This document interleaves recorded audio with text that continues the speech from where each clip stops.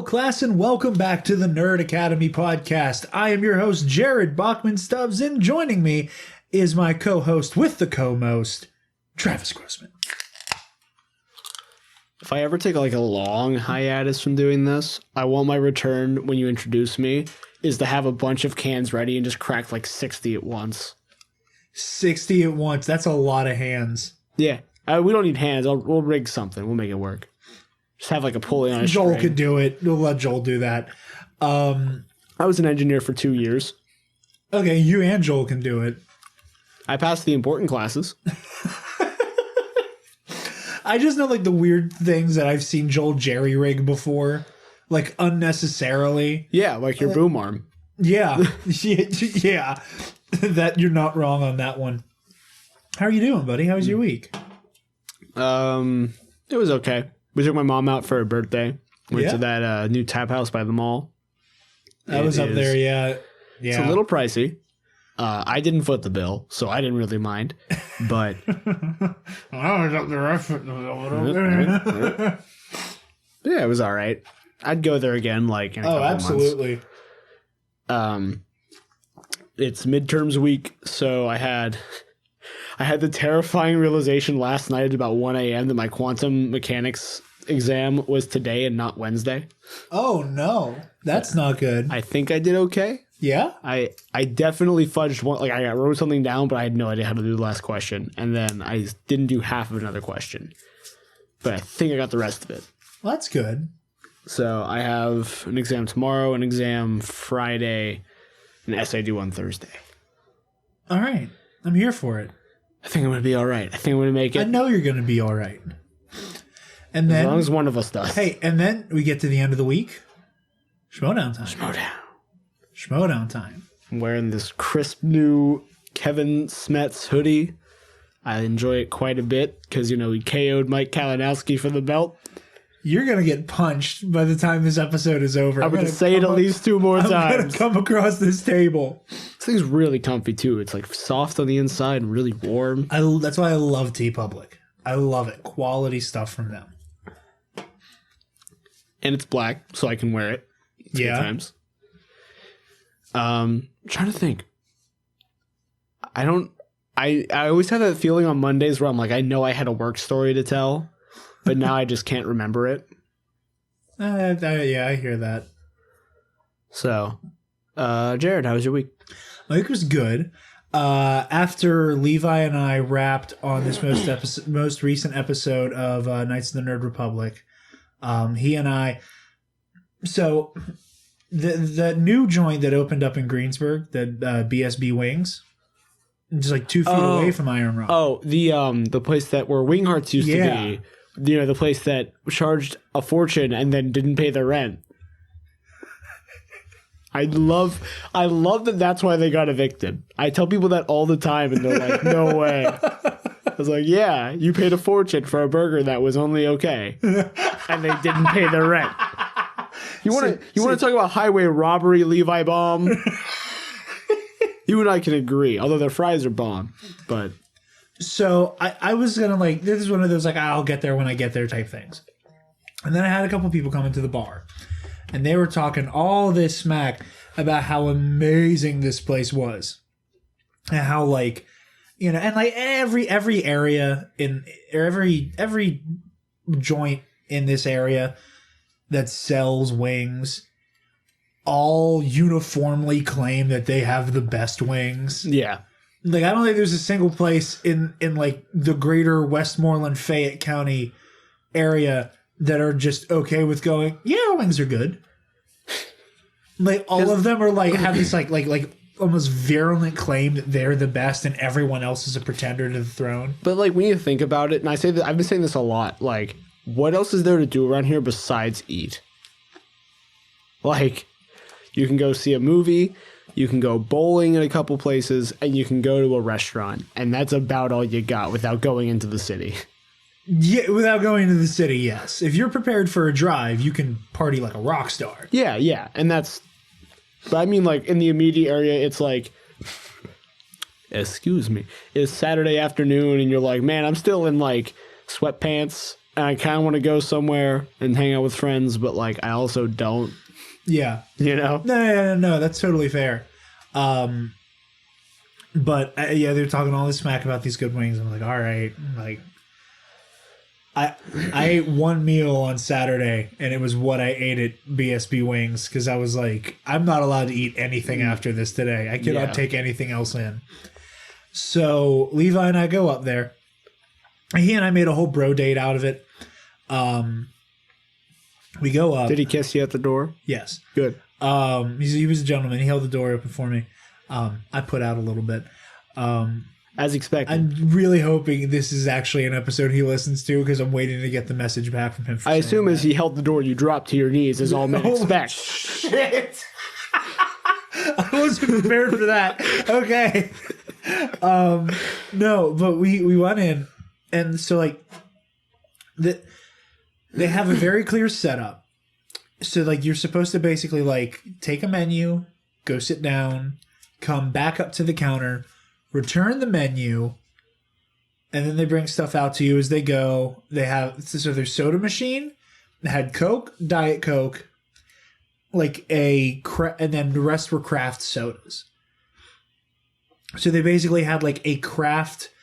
I would call it a Mountain Dew like, and they had a craft lemon lime soda, which is very good.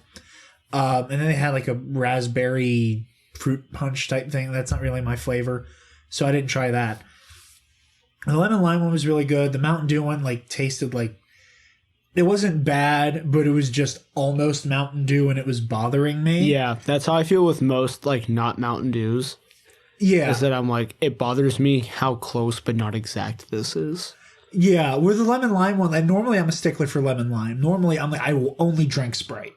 Oh, see, so lemon lime, I could care less. I'll drink anything. Lemon lime, I will only drink Sprite, and that is a hard line stance for me.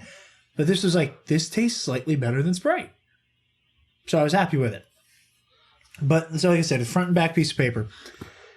And I'm taking my time with this because we do not have a lot of news to talk about this week. That's fine. But, so half of it is like burgers, hoagies, sides, normal bullshit. The other side of the paper, Travis, is all wing sauce. That's what I like to hear. It's an entire sheet of paper that is just dedicated to here is the shit that like you can get anywhere. Okay, now here are the Pittsburgh area specific sauces you can only get in this area. I was a kid in a candy store looking through this menu, dude.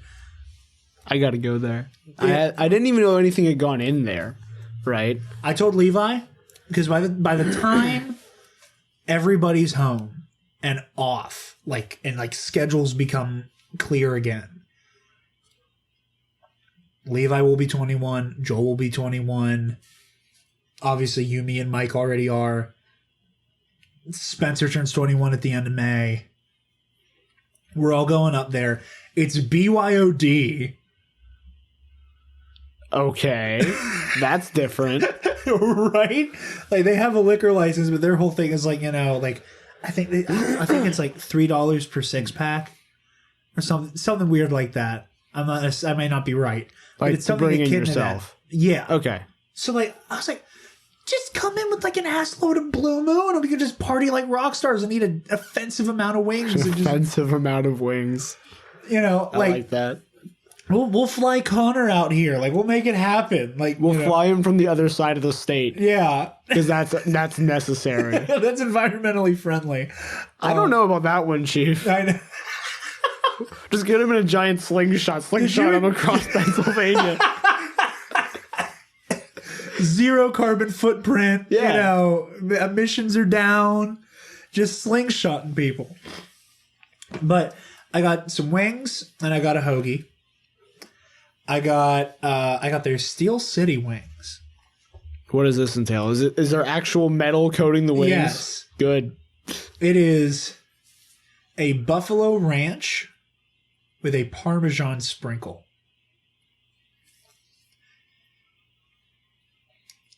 Oh my God. I took a bite. I thought I was going to cry.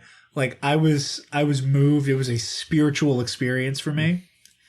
And then the hoagie I got, and like all the hoagies had like almost everything has a funny name there. So like Levi, the wings Levi got, it was a raspberry garlic parm base, and it was called The Color Purple, like the famous book and movie. And the famous color. And the famous color. You might know it. It's purple. It's a mix of red and blue. Some call it violet. They're pretentious. They're pretentious. No, indigo's the pretentious one. Yeah, you're right. And then there was all these crazy things. The hoagie I got was the Tom Hardy. And it was a buffalo chicken hoagie with like jalapenos and banana peppers. Like it was. You could say it was quite hearty. Yeah, go home. Yeah. I'll do this show alone. No, you won't. It's the Jared Bachman Stubbs Power Hour now. Doesn't roll off the tongue the same. You know what I'm saying?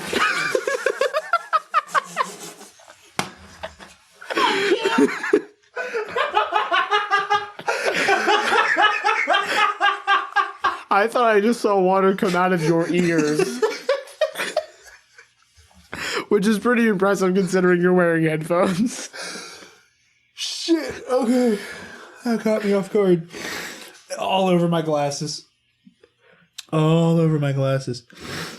So anyway, you had this buffalo chicken sub where the chicken was actually the meat of Tom Hardy. Yeah, it's Tom Hardy meat. It tasted like good acting in mediocre movies. You were this close.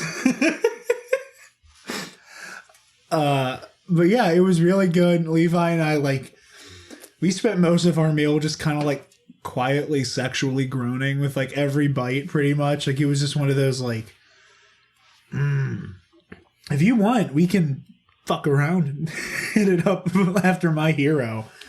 Like it's really good. No, I'm thinking about it. Although I don't have a lot of money right now. And I gotta buy a leather jacket. Well, sometime. You say that like I will not take care of my boy. I got Levi lunch, I'll get you lunch. That's how that works. But yeah, it was so good. Yeah. And then in our adventures, I picked up, as I think I talked about this last week, I've been on the hunt for a copy of Marvel Ultimate Alliance 2. Finally got my hands on it. I don't want to say that I forgot how much I love that game, because I've always known how much the special spot that game has in my heart. Because that game was the catalyst for me like falling in love with Marvel. Like before, like I had seen, Iron Man and Thor, and I'd seen all the movies up to that point. And like I knew, stuff from the cartoons and stuff that I had watched. But I got into that game, like opened my eyes to just how wide the reach of that universe was, and just how deep the lore went. And it's so much nostalgia playing that game, especially because it is a huge relic of like the era, like of the time it came out. Like, Songbird, they felt was a relevant enough character to include in the game. Mm-hmm. Mac Gargan was Venom. Scorpion. All these like little nuggets and things that are like in the game that are clearly holdovers from a time in comics that is just kind of like sealed in stone now. The same way like the first game is like so very clearly, especially from the name, but like that was just when like the Ultimate Universe kicked off, and everything about that game was just Ultimate Universe everywhere. From the character designs to like the way that the characters were written, Ultimate Alliance 2, same thing in that like pre-20-teens era of comic books. And how, even though I haven't played it yet, like the third one is, very, it's about the Avengers and Thanos, and it is very aware of like those games are so aware of like the Marvel zeitgeist. They're just a really good time capsule for the era. So I've been having a lot of fun replaying that. Obviously, I got to do Pro Reg on my first playthrough because, Iron Man was right. Please feel free to @ me. Having a lot of fun with that. Levi picked up a really dope My Hero hoodie. Like, it looks like a class uniform. Oh, nice. Yeah, he found it, and it was a decent price as well. So yeah, lots of fun this weekend, and we'll be watching the Schmodown live event after my little sister's birthday party this weekend. Yee. And okay, I gotta ask you on the air. I'm gonna put you in the hot seat. All right. Both matches. Who's your money on? I mean, Merle's gonna have the belt again. That's not even a question. Like no disrespect to Ben Bateman. I think Merle has it. Like we were talking about all the kerfuffle with the manager nonsense. I don't think any of that matters.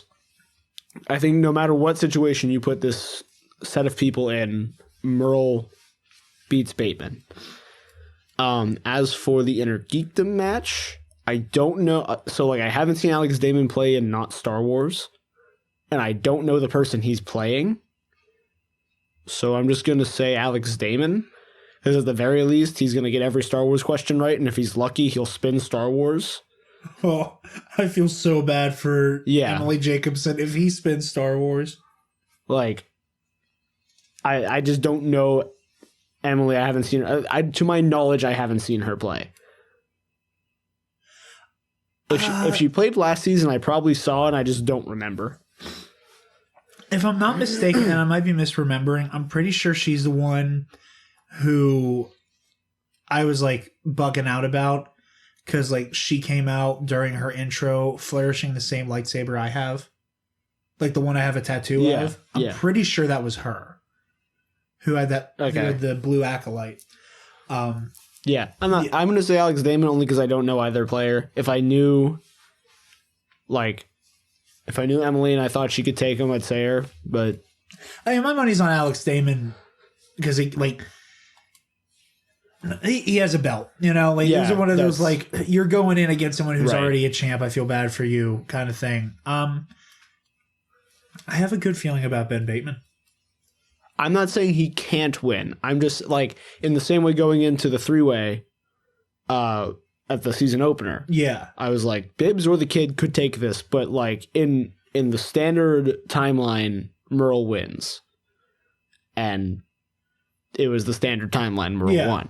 So, because like, there's a chance if Merle's serious about doing Inner Geekdom, there's a chance Merle could have 3 belts. And the fact that apparently Roka's doing Star Wars. Yeah, like what? He's not going to beat Damon. Well, the fact that Roka is competing means that he could theoretically get the belt. The fact, and again, like as much as like a corruption stan as I am, I love John Roka. Like he is just such a hilarious character. Like I love Roka so much. There's the idea that the founding fathers, in theory, could have all 4 belts.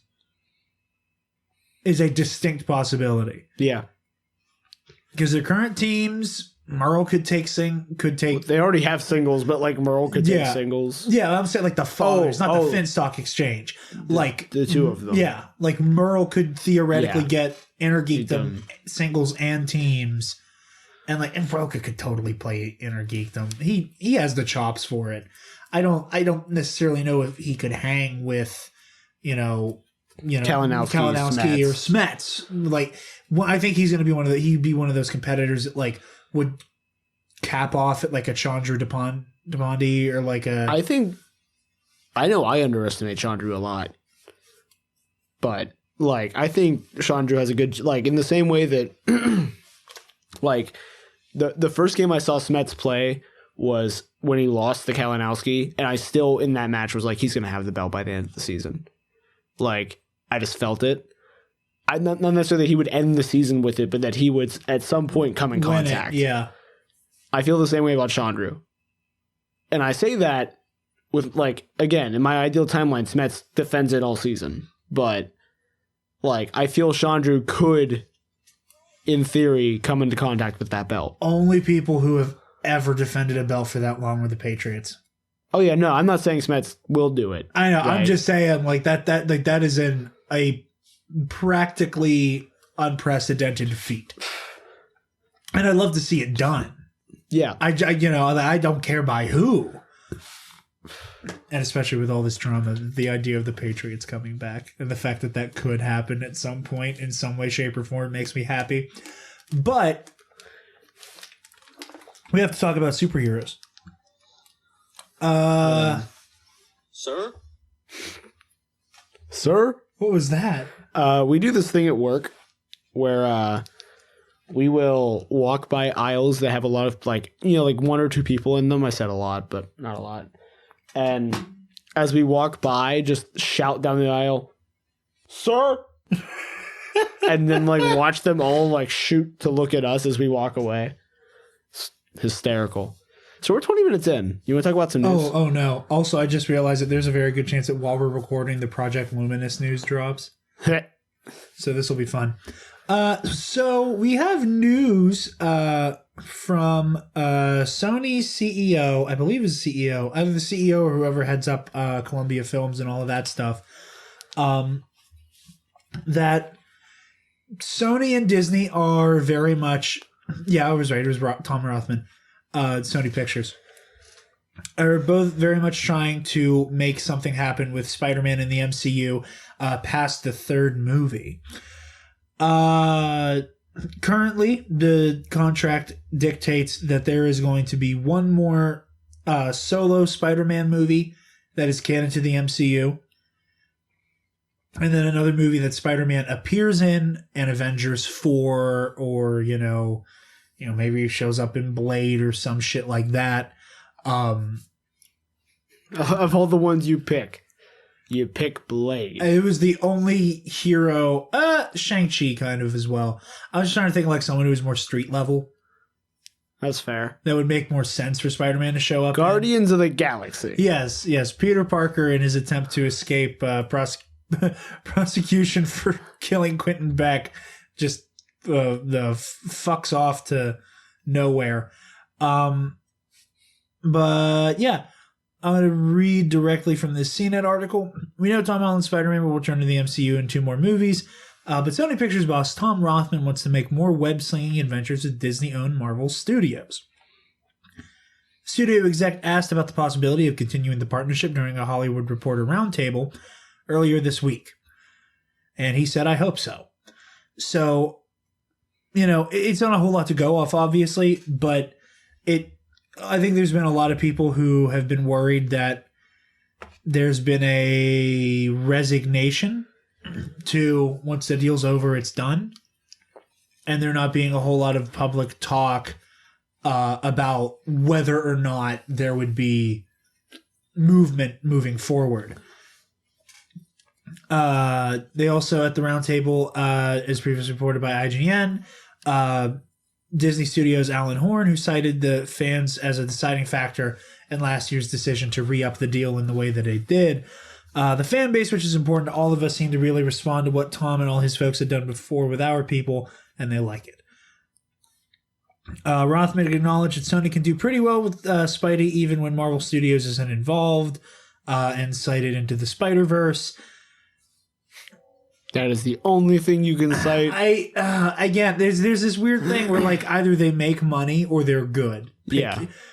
Because again, like I said back on the show that is redacted, I'm not here to, like, defend a mega corporation like Disney, but, like, the content is quality.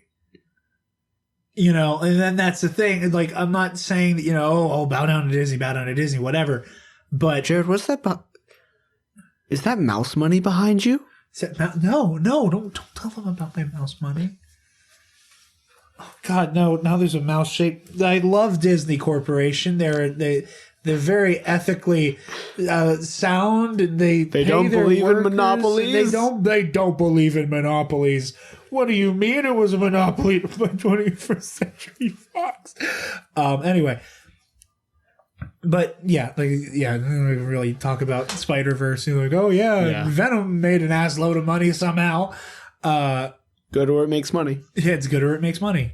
So, hopefully Spider-Verse 2 makes bank because it deserves to. Yeah. And that will mean more movies, hopefully. But yeah, really hoping that this trend continues because again, with it's good or it makes money. With Disney, it's both. Given what happened and last he's an time, Avenger. Yeah, that too. Right now, he's like the Avenger. Given what happened last time with a similar story, they're gonna drop the deal. There's no way in hell that they will ever pick this deal up past the third movie and cameo. If you're not on the know, that means that hopefully tomorrow they're gonna be like, "Hey, we're making more Spider-Man movies in the MCU." Because last time, I still have stress dreams about that. I have, because that was during when Guys and Dolls was going on. yeah, And I had to I was like frantically demanding someone get me on the Geyer Wi-Fi because I was like frantically checking Twitter to see what the hell was happening with the story. I was frantic the whole time because I'm like trying to figure out like we have to put the episode out. I don't know what we're gonna do. And this is why we upload the next day now. We're not responsible. Even a story like that, you and I would be like, we need to get in. We need to we're going to record at 6 in the morning and record like this little bit and then go back to bed. Yeah. I mean, we could feasibly, it could happen, but we'd like to avoid it. No, actually not even feasible. Like, unless it happened at like, oh God, I need to stop drinking soda on show. Yeah. Unless it happened at like 10 p.m. and then we could be like, all right, I guess something has to happen now. You know, even if it's just one of us on like saying, hey, we saw this. It was too late. We didn't talk about it. We'll like go more in depth next week, whatever, you know? Yeah. But yeah. But anyway, there's no way they pick up this deal. Not a chance. Please do it. Please, God.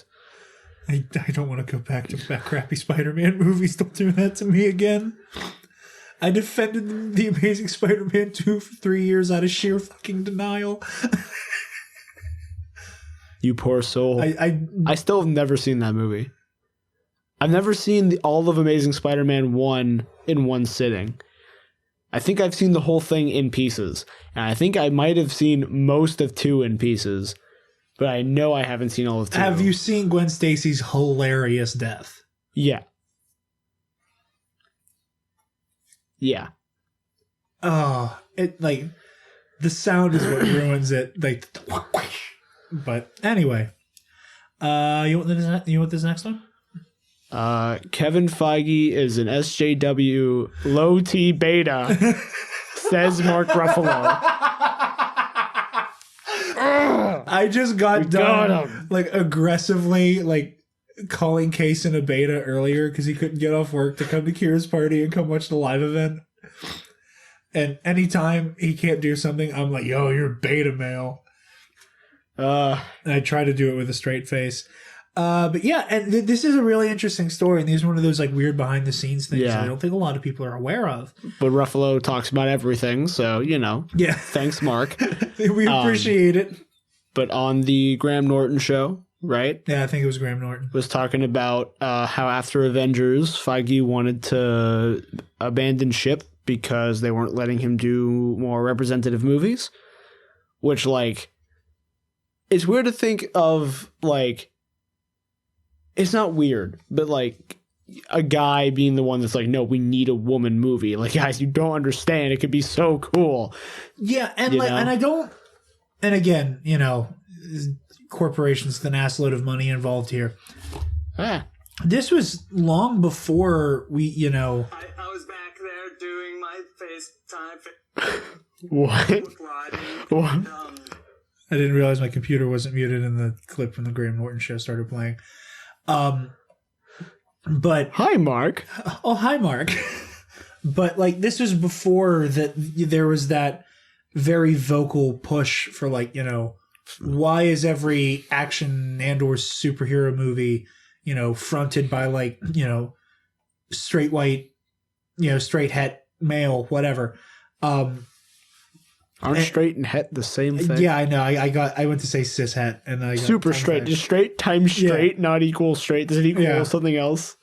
Is it like two negatives or is it just two positives? So it equals a positive. I have gray matter oozing out of my ears now. We'll get back to you on that. We'll get back to me. Chaotic gender neutral. Chaotic gender neutral. Chaotic gender neutral. I'm gonna light that hoodie on fire.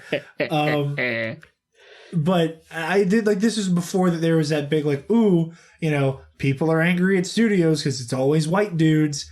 Here's an ass load of movies that are, kind of shoddily made, but we're gonna pretend that we care because like Lindsay Ellis did an amazing video essay with like hashtag girl boss, and I like the way that you're writing the story to pretend as though it is a situation of female empowerment and stuff like that. Here you have Feige, who is a Marvel man through and through, who, like, again, before there was the outcry for it, before, Oscars So White became like the huge push that it was, Kevin Feige's like, we need Captain Marvel, we need Black Widow, and we need Black Panther. And Ike Perlmutter, being the shit stain that he is, almost caused Feige to walk, which I can only imagine the absolute nightmare of what the MCU might have been under Ike Perlmutter, or under anybody that Perlmutter would have put into place. Yeah, there's a part of me that thinks if Feige walks, no, because they had so many more movies already in development. Never mind. I was gonna say, like, you just kind of like take your wins. It's the like ideal leaving social, like, being a content creator scenario where like you have your Logan Paul moment of like, you filmed the dead body, what do you do now? Oh no, you just have millions of dollars that you could just walk away with, like, and I don't get why people don't do that more. Like, I kind of get it, but like, at that point, Disney could just wrap it up and go, not that they should have, but like, Feige walks, they go, all right, we made our couple billion. We're good. Yeah. We'll stick to Star Wars. Yeah, we'll go But, yeah. And like, it's one of those things where it's hard to believe at first, and then you remember that Kevin Feige is the Marvel stan that he is, and you're like, no, wait, this makes sense. Like, no, I think this is not the,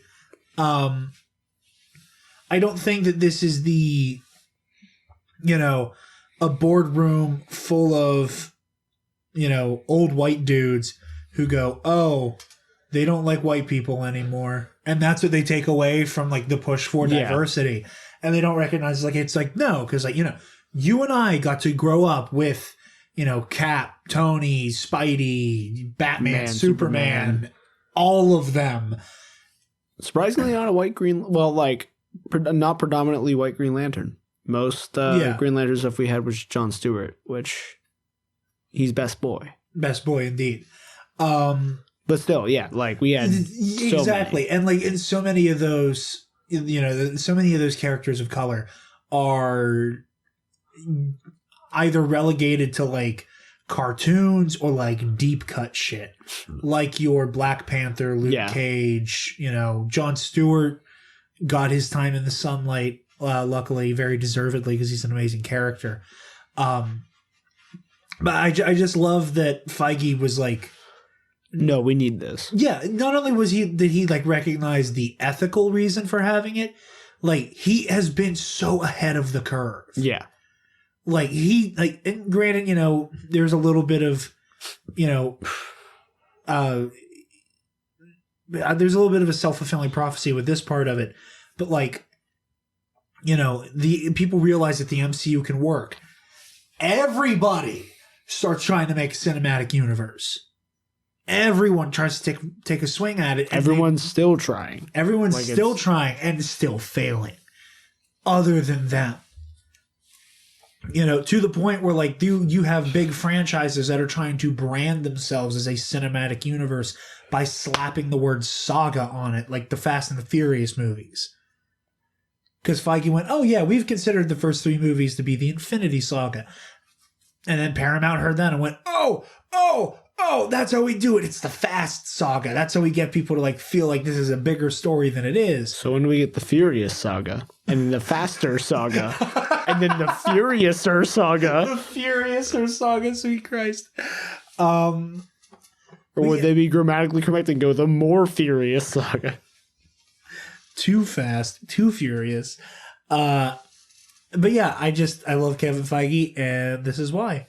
And you know, did another stack of mouse money just to be? I'm counting it. I'm gonna lose count. This goes all the way back. Like you can look at the deleted scenes from Age of Ultron, and they have that Captain Marvel stand-in. Mm-hmm. Then the movie was supposed to end in that scene where there's, you know, it's Wanda, War Machine, and Falcon all palling around, getting ready for like a training session. Spider-Man and Captain Marvel were supposed to be there as this little just like nugget drop of, oh, by the way, they've recruited them off screen. Get ready to rumble here. So, yeah, I absolutely love everything about this. And Kevin Feige is a badass for it.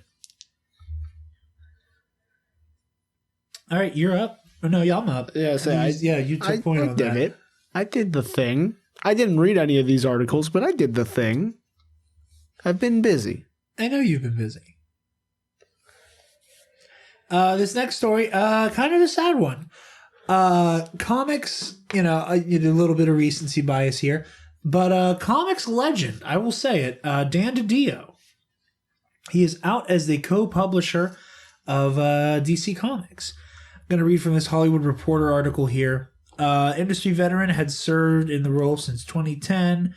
Hollywood Reporter can confirm that Dan Didio has left his 6-year position as VP Executive Editor and VP on the editorial board as well. As publisher, Didio was one of the main figures behind DC's New 52 line. He was at the helm for DC Rebirth, as well as what was it?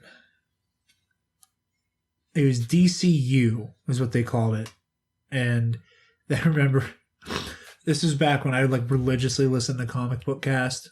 Like when that was because they had a 2 show. They had more than 2 shows. So their 2 main shows, they had like the Comic Book Cast, where they did like basically what we do here, and then they had Blood Sweat Comics, which is sheer comic book stuff. And in Blood Sweat Comics, they constantly talk about how they launched this. Whenever DCU happened, that was during the time that Jim Gordon was Batman. Oh, yeah, okay, yeah, the Bat Money. Yeah. And their whole thing was, we were putting creativity ahead of continuity. They kept saying creativity over continuity, and then like people started, because the comics were not great coming out at the moment, and like they realized that like if you abbreviated it, it was cock.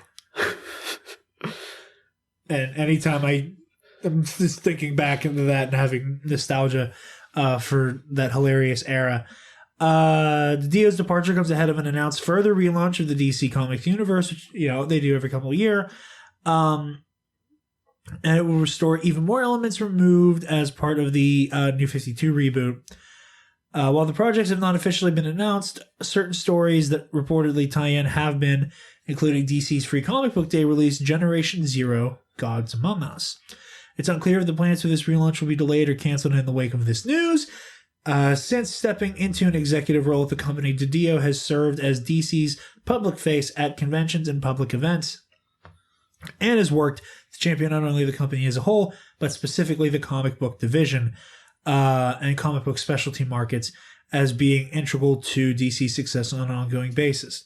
Dan Didio is also one of the biggest push to expand DC's publishing reach into Walmart and Target via exclusive 100-page giant issues an initiative that proved successful. The issues expanded into the comic store market. Throughout his tenure at DC, Didio has worked as a writer on multiple properties, including Phantom Stranger, The Outsiders, Sideways. At the time of writing, his Metal Man miniseries with artist Shane Davis is midway through its 12-issue run. With the Didio gone, the also legendary Jim Lee becomes the sole publisher at DC, in addition to his role as company's chief creative officer, which he's held since June 2018. So right now, it's Jeff Johns and Jim Lee keeping the ship afloat at DC. So yeah, best wishes to Dan DiDio. This is kind of like back in the day whenever, Kirby and Stan Lee all stepped down. And I'm not necessarily saying that he's on the level, but, same thing. He's been at the helm for so long. But, that's the Dan DiDio story. It's a big one.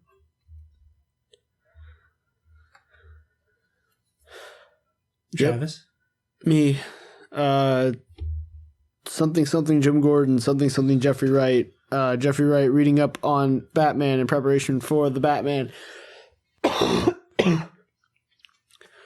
am surprised that didn't clip. Yeah, I'm good at this. Yeah, so our future Jim Gordon of next year has posted to Instagram. Yeah. Showing that he's started reading up on some comics to freshen up on the lore. It was a Golden Age volume. It's a Golden Age specifically, which is interesting. Batman's killing people. Yep. Only now, if it's based on the Golden Age, it'll be correct.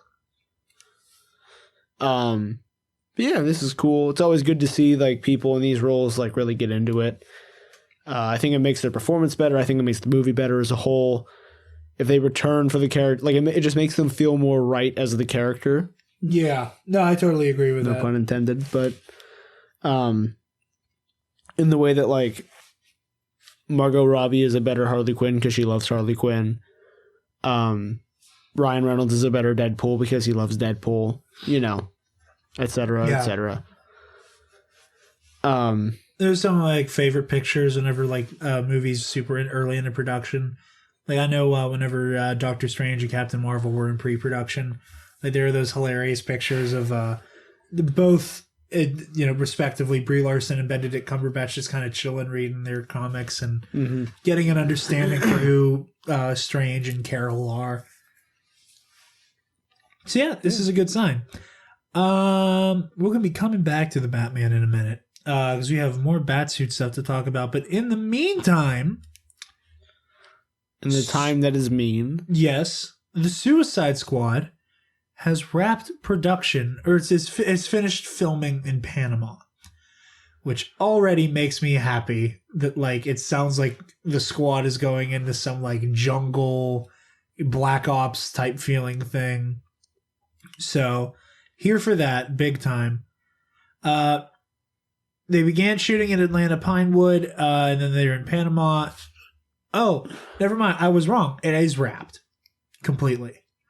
That's a wrap on our time of production. It isn't quite done shooting, but we're approaching the finish line. And they finished with some key cast members. So Joaquin Cosio is done. Daniela Melchor is done. Joel Kinnaman is done. Our next Joker, John Cena, is done. And Steve Agee is also done. Damn, you taking my joke from me? I had to, because I wasn't going to let you say it again. You've said enough blasphemy on this podcast today. So yeah. His time is now. There's also something where apparently James Gunn confirmed the rumors about Steve Agee playing King Shark are bullshit. Oh. Yeah, because Neat. Steve Agee tweeted about it. Yeah, what if he's just Prince Shark? Prince Shark. Prince Shark.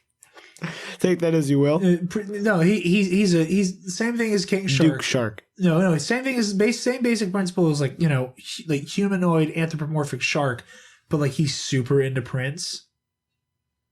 So he's wearing the ruffled shirt and the long purple coat. He's super androgynous. I'd see the shit out of that. Duke Shark. No, not Duke Shark. I'm talking Prince Shark. I mean, I want to see King Shark. I want to see Prince Shark like just shred Prime Minister guitar. Shark. Just, Governor Shark. Governor Shark. But yeah, he confirmed. Or he confirmed. Monarch Shark. Are you done? No. Steve Aggie tweeted about being done and how excited he was about this project, and then James Gunn retweeted it saying, "Oh my god, it was so much fun working with you, even though most of the internet thinks they know who you're playing." Pardon me. Oh, that was terrible. I'm worse than you now. But like, it was something to that effect where he basically was like, "Haha, the internet thinks they know who you are, but they don't know shit." So.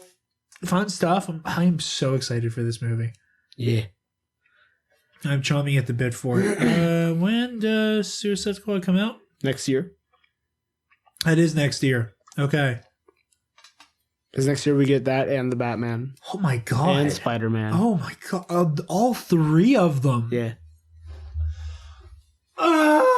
Okay. I'm ready. Sounds like you were ready and now you're done being ready. Well, I'm ready for round 2 because we're talking about the Batsuit. Yeah. Be me. Unloading a truck at work. Yeah. Look at phone when I'm not supposed to. See message in the Nerd Academy group chat. Open message thinking it might be important. Sees Batsuit. Freezes immediately as he has to examine the Batsuit. And that's what happened to me. Gets hit with forklift. Has box thrown at him like an idiot. So, there's a leaked images and video of Batman and on the Bat Cycle and everything. Now that we've seen more of the suit, how are you feeling about it? First of all, does he not have a cape? I think this is going to be a situation like they did for a lot of Man of Steel where they just CGI the cape on. Okay, fair enough. Especially since they're doing like all the motorbike stunt work. It's probably safer to not throw a cape on this guy. What do you mean it'll be fine? It'll be fine. No, yeah, you're right. Plus the wind just makes that hard to shoot. Yeah. Make it look good. I think when I see it with a cape, then I will like it more. Not that I dislike it. I actually think this is like the version of cobbled together that I can get behind. Yeah. And again, I'd like by the end of the movie to see a fully realized put together Batsuit. Like, partially designed by Lucius Fox if possible, though we haven't cast a Lucius Fox. So. That we know of. Yeah, that we know of. So probably not, but I would like the suit to evolve at some point in the movie. But I don't dislike it as it is now. In fact, I'm gonna pull pictures. But I like the the shoulder pads. Here's where it occupies. He is. Okay, so in the picture of him like just in a neutral stance, I like it, but when he's actually like driving the motorcycle, it's kind of funky. But especially when he falls off of it. I haven't watched the video. Yeah, he falls off of it at the end.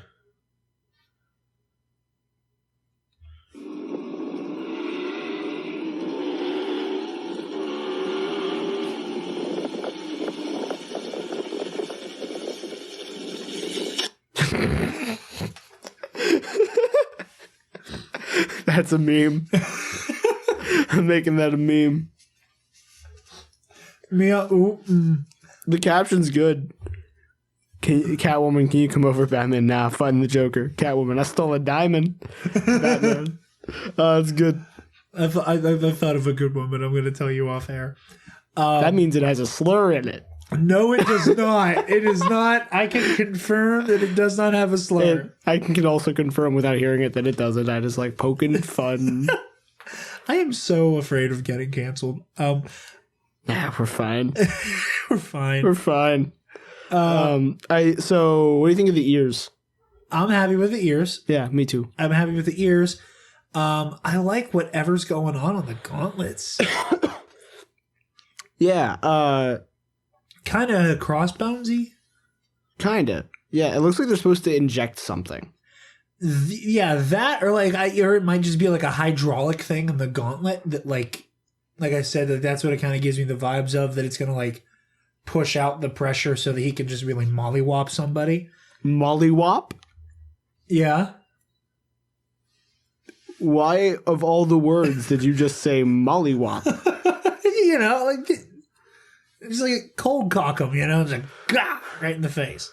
Right in the kisser. Right in the kisser. Who do you think this lady is? What lady? The motorbike lady who's like riding alongside Bruce. Oh, it might be Catwoman. Might be Catwoman. I'm not sure. I have so many I didn't know it was a questions lady. about all of I just saw another this. motorcycle. I didn't realize it was until I was watching a video pointing out that it is, and I think maybe one of the pictures floating around, she has her helmet off. Then you'd be I guess it could be a stunt double, but whatever. Yeah, you could very well be a stunt double. But yeah, I really like how the suit looks in its entirety. You know, I like that it's gray and black. It's a dark gray, but it's gray. I'm happy with that. You know, and one thing that I think everybody needs to remember when it comes... Oh, dear. Pardon me. When it comes to the Batsuit on film, the stunt version of the suit has always been fugly. Yeah. Like, you know, look at the stunt double who did a lot of the choreography for Ben Affleck in the BVS warehouse fight. That thing fit on him like a costume from Wish. And, you know, the Dark Knight Rises stunt double suit looked like trash as well. So, that said, if this is the worst version of the costume, my God. Yeah. That's true. Like I said, I dig the collar. You can clearly see what the cape's supposed to be. Yeah. That's what was confusing me so much. I'm like, you can clearly see the cape's supposed to be right there. Why can't I see the cape? But that what you just said makes sense. I like the whole chest get up that we can see now. I'm curious what's going on with the pants. It's because all of the shots are him on the motorcycle. It's hard to tell. Yeah. We're standing directly behind it. Well, I like that the motorcycle has like a bat-shaped front on it. Yeah. Like, again, like that's where I'm starting to question, like, how cobbled together is this if he's able to, like, you know, he's already making bat-themed vehicles, you know? Yeah. It looks like he's wearing, like, black pants with the cuff rolled up at the bottom with combat boots. Not as into that. Well, and again, that's looking at him on the motorcycle, so it's really hard to tell. Yeah, and there's no telling that that's not just, you know... Yeah, it's so not going to get CG'd over. Yeah. Or for shots from, like, the waist up. Right. Because, like... And there's a whole, you know, Tarkin in a New Hope where, like, Peter Cushing's wearing, fuzzy slippers. Yeah. The whole movie. But, yeah, and, like you said, maneuverability, like, most on-screen Batsuits, they have to turn their whole torso to turn their head. Yeah. Right? Like, they make a point in Dark Knight for, like, his suit to have just a little less padding, but he can actually turn his neck, you know. And, like, here, clearly, he's able to turn his head because he has the big collar for defense instead, which I like. Yeah. I'm really happy with this suit. And I'm really excited to see it, like, in motion the way it's meant to be seen. I want to see it in a trailer, like, CG'd, like, with a cape. That's the thing. I want to see the pants and I want to see a cape. Because I think then it'll give you a better idea of what it's like, the look, you know. So with some of the closer up pictures of the suit, I think you were right that the eyes are covered. Yeah, and I can't tell if that's a goggles because he's on the motorcycle thing, or if that's like his batsuit just covers his eyes. That's what I was saying. Yeah, like it looks so like. You can see his pupils in the picture, but you can also kind of see his eyes here. It might just be for the stunt work to, like, you know, that way he's not getting dirt in his eyes and shit and he can see what he's doing. But like, it'd be really cool if he had a proper cowl. But then again, that begs the question, how cobbled together is a fully functioning cowl? Yeah. You know?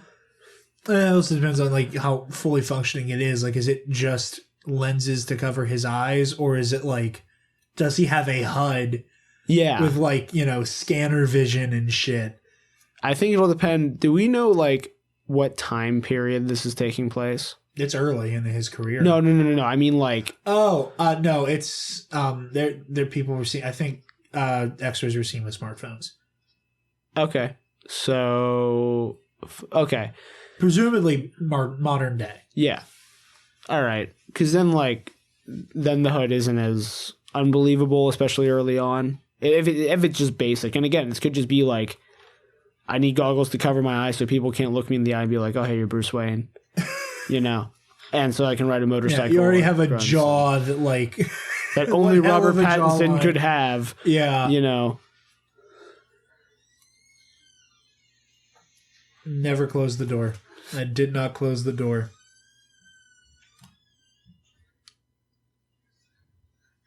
I don't think that came through on the mic. No. It might have a little bit. There's a little spike. But like... I forgot to close the door, which... Well, that's like, I can always hear the train, but they can never hear the You train. can't hear the train? That's why I didn't yell at it last time. That's so Because disappointing. it came by earlier. But yeah, really excited to see the Batsuit. Again, if this is the pain that they're bringing with the Batsuit, I cannot wait to see what Penguin and Riddler Yeah. and Catwoman all look like. Right. Holy Christ, dude, these are going to look great. Unless it's a Titan situation where they put all their money into one costume and the rest look very strange. Titans costumes look okay. I mean, like when they first announced Titans and they had like all of those character posters and Robin looks straight out of the comics. And then, like, Starfire's wearing a mini skirt and a furry jacket. Oh, yeah. Well, that's because Robin's the only one in season 1 who actually has a costume. That's what I'm saying, you know. So. And then that's a lie because Hawk and Dove are in season 1. I'm going to stop. I'm stopping now before I go on a tirade. Titan Raid? Stop it!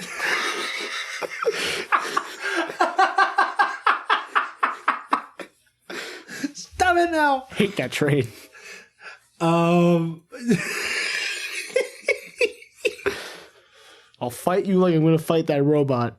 I swear to God. Oh my god, I experienced the robot today. I know Yeah. I sent you the video. Did you get my video back? Yes. Did you do it? I could see it, yeah. It's a... It looks like there's a blaster shootout happening.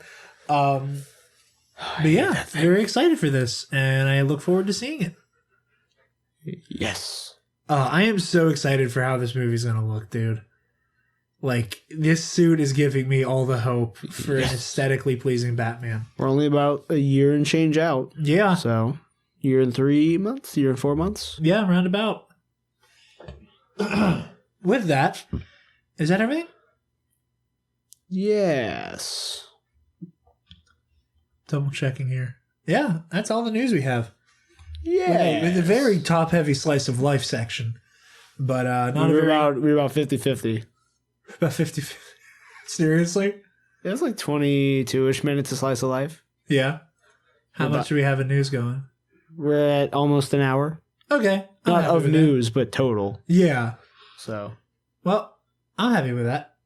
Travis, where can the lovely people find you? They can find me on Twitter and Instagram at Travis Political. That's it. That's all I got. Jared.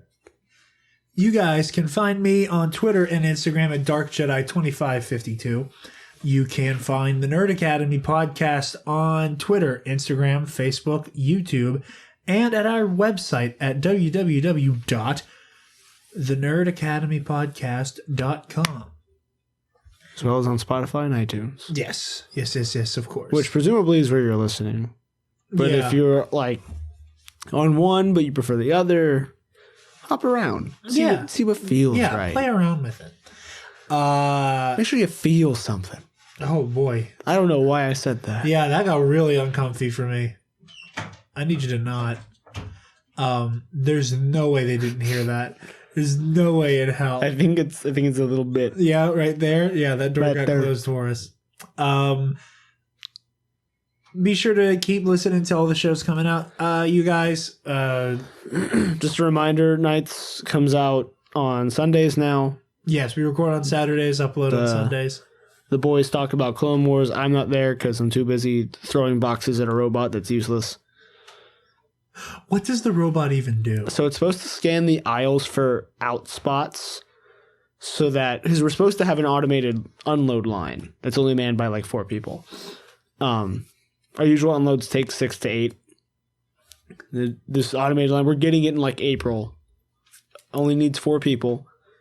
With a special, like, we sort it all by department, but then we get a special thing for outs, right? So stuff that the computer and the robot have deemed are out on the shelf. Yeah. And they have a special label. They get sent to its own little thing on a cart, and somebody runs that out during the day. But we don't separate that at all because we don't have the automated line yet, but that's what it does. Although apparently the managers don't realize that, which is kind of funny. So there's just a machine that's just perusing the store, just scanning things as it goes. Yeah, it's just that's all it does. It's useless, and it probably gets stuff wrong half the time because of the way the shelves look. Because it's just like scanning to see if something's empty, but like it has a hard time. I just like, it is so weird being at the grocery store and then seeing a straight up robot. Like it. One of those somewhere in the country is housing the cryogenically frozen head of Sam Walton. I stand by that statement. Like, I say a lot of weird, unfounded, like lizard people, right? Like, a lot of weird conspiracy theory shit that I genuinely don't believe. I genuinely believe with every fiber of my being and then some that one of those robots somewhere in the United States is cryogenically freezing Sam Walton's head. Do you think it like unfolds like an Autobot into like a mech? No. Like, do you think there's a Walmart I think they come mech? together like Voltron. But at the end of the day, all that matters is that there's a Walmart Gundam. No. That's too good for it. That's too good for Walmart? Yeah. It's not too good for Walmart. It's too good for that robot. Oh, I hate, like, I don't like my job, but it could be like, I could be getting paid a lot less. I could be doing a lot more for the money I make. I disagree with a lot of Walmart's practices, but what am I going to do? Oh, yeah, there is no ethical consumption in capitalism. That doesn't mean you have to, go live in the woods and fend for yourself. And yeah. But, like, there's something about that robot that just, it might be because of, I already know how flawed the, like, automated ordering system that Walmart uses is, as the person that sees every box that comes off every truck, that, like, I know that robot is doing stone nothing and we spent way too much money on it. And I just, every time I see it, even when it's charging in its little hub in the photo center, I want to run up, grab it by the top of its column and grab it down like an RKO. Like, this is why we need to start doing campus life, by the way. Which I had a great idea for. We're just putting this out there.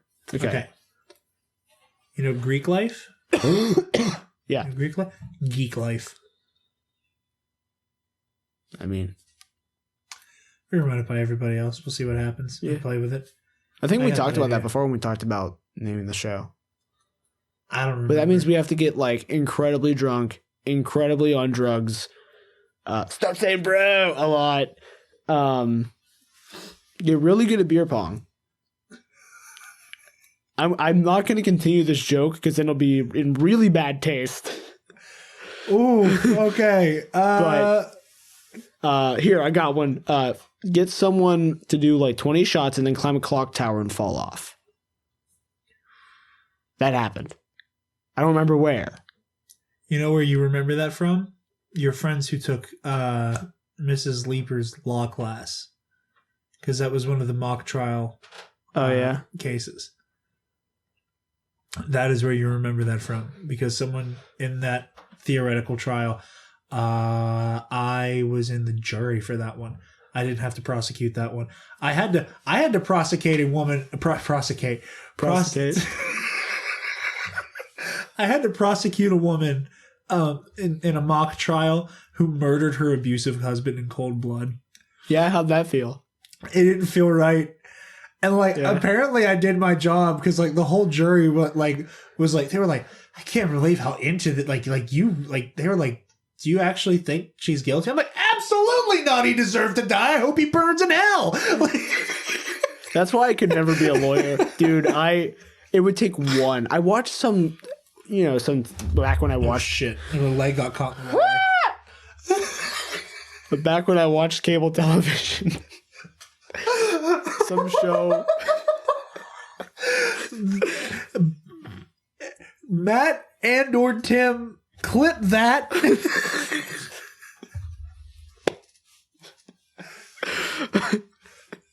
Back when I watched cable television, I forget what it was called, but it was about a civil suit lawyer. Yeah. Who becomes, I don't know if she becomes a DA or just a defense attorney that people, no, she becomes just a defense attorney that people can hire. But she I remember I watched 4 or 5 episodes, and the last one I watched, I remember she has this whole thing where the person she's defending is almost definitely guilty and she just can't deal with it.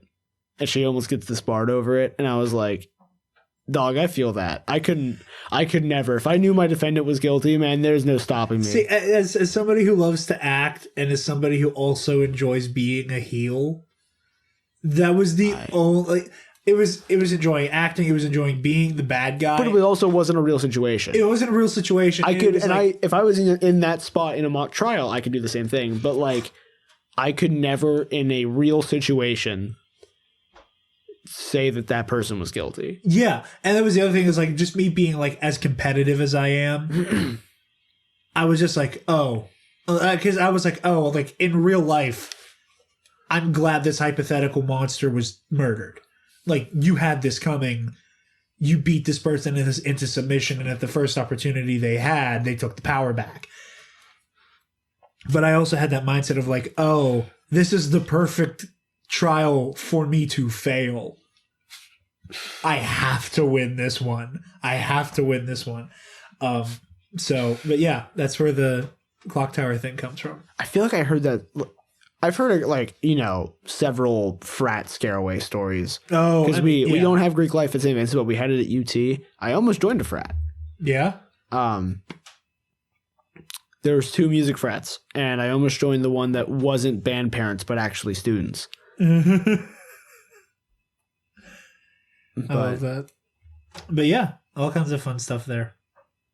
I love. Oh God, I would love to There aren't any out of school debate teams. You're right. That's just not a thing. That is why I want to get a debate show going. I think it's called Twitter. I think it's called Twitter. But there's no moderators, and you can say whatever you want.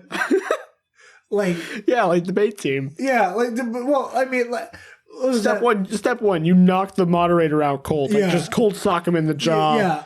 You take your folding chair, dome them with it, and then start the real hands discussion down on the table and look somebody in the eyes and be like, Bernie Sanders is a fascist, and then that is where the debate starts.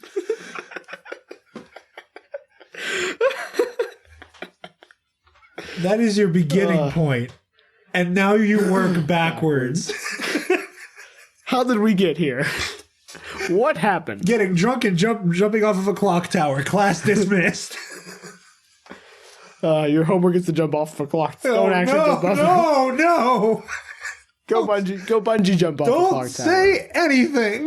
Go bungee jump off. Don't say anything for legal reasons. Do not do anything that Travis just said. I'm talking the bungee jump. It's safe. Hey, something bad could still happen. Yeah, but I'm not telling them to off themselves. That was never my intention. When we get sued,